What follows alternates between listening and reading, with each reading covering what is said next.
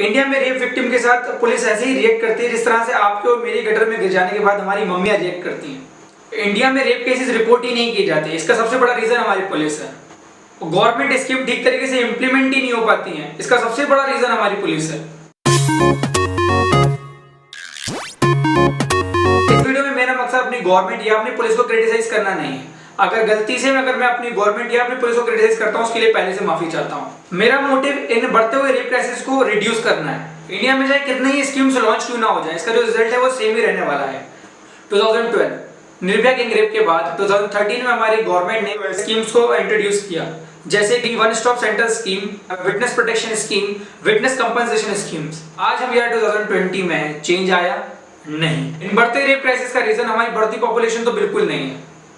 इसका सबसे बड़ा रीजन यह है कि इंडिया में रेप केसेस को कभी एज अ सेपरेट इशू देखा ही नहीं गया।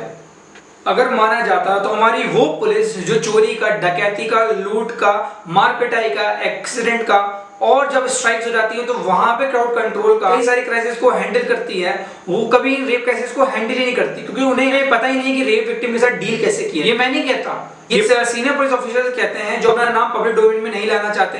वह कहते हैं कि एक कांस्टेबल ऑन एन एवरेज एक महिला से बहुत कम ही मिलता है।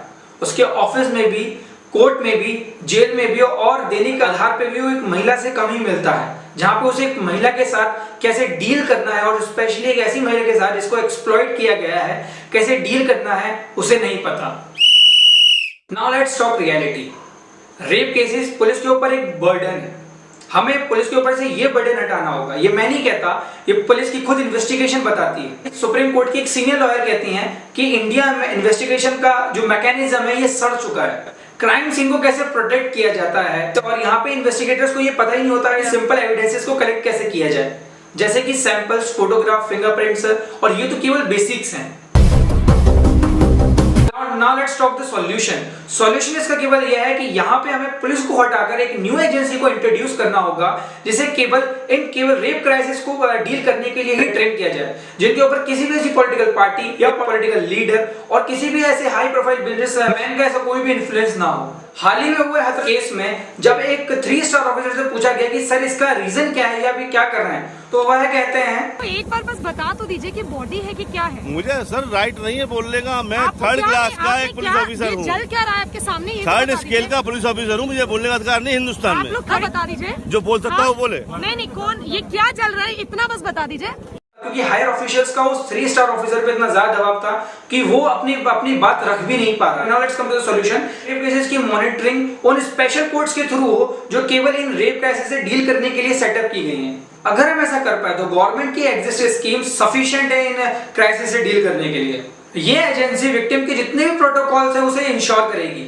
Now let's re-examine our previous example. 2013 में one stop centre scheme launch किया गया। ये पूरी तरीके से फेल्ड प्रोजेक्ट बन के रह गया। जो एस्टैब्लिश किया गया था कि एक इंटीग्रेटेड सर्विस एक वन प्लेस पे अवेलेबल कराई जाए विक्टिम को, जिसमें police assistance, legal advice, medical examination से लेकर एफआईआर तक की सुविधा दी गई थी। But due to the lack of coordination between police and doctors ये फेल्ड हो गया। इन सेंटर्स में कभी विक्टिम को लाया ही नहीं गया, क्योंकि मजिस्ट्रेट साहब केवल उन्हीं रिपोर्टों को एक्सेप्ट करते हैं जो एक उन हॉस्पिटल से कलेक्ट की जाती हैं जो एक पर्टिकुलर पुलिस स्टेशन से कनेक्टेड होते हैं। और ये वो हॉस्पिटल्स हैं जिनमें एक ऑन एन एवरेज गायनेकोलॉजिस्ट को ये कोई ट्रेनिंग दी ही नहीं जाती है कि टू कंडक्ट सच टेस्ट। इसमें अपराधी गरीब पड़ जाने के डर से अक्सर डॉक्टर हिचकिचाते हैं। According to this lawyer, only New Delhi has rape crisis intervention center, but outside the capital has no formal system for medical and for psychological support of victim. अगर इस एग्जांपल को लिया जाए तो only lack of coordination between police and doctor is the reason of the failure. Police और doctor के बीच में victim फंस के रह जाता है। अगर पुलिस को हटाकर इस न्यू एजेंसी को इंट्रोड्यूस किया जाए तो प्रॉब्लम रिजॉल्व अपने आप हो जाएगी। 2018 में विटनेस प्रोटेक्शन एक्ट लाया गया। प्रोटेक्शन कौन देगा? पुलिस। और सपोज इट कभी इसमें पार्टी या किसी पॉलिटिकल लीडर और या कोई हाई प्रोफाइल केस हुआ तो क्या विटनेस को प्रोटेक्शन मिल पाएगी? आपको ऐसा लगता है?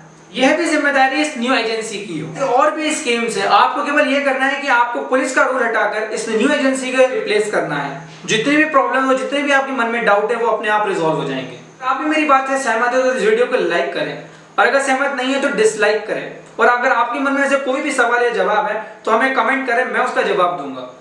अगर मेरी कई कई बातों के आइडियाज पे प्रॉपर स्क्रूटनी के साथ वर्क किया जाए तो कल का सिनेरियो कुछ और होगा।